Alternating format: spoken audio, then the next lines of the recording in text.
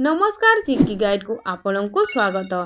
आज मु आपण मानक पई नहीं आसीछि नेताजी सुभाष चंद्र बोस को विषय एक सुंदर भाषण।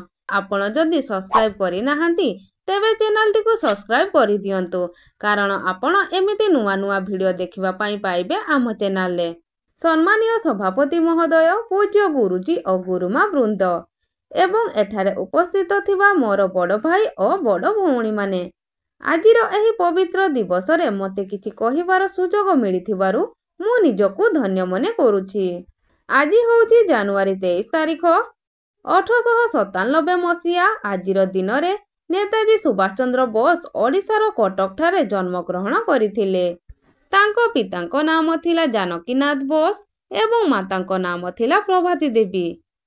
पिलादिनु नेताजी जणे मेधावी छात्र थिले। से रेभेन्सा कॉलेज रु स्नातक करिथिले। से 1921 मसिया रे भारतीय जातीय कांग्रेस रे जोग देइथिले। से थिले जणे प्रभावशाली व्यक्तित्वर व्यक्ति एवं महान स्वाधीनता संग्रामी। तुमे मते रक्त दियो, मु तुमको स्वाधीनता देबी। तांकर एही प्रसिद्ध स्लोगान अनेक भारतीयों स्वाधीनता संग्राम रे झास देबाको प्रेरणा देइथिला।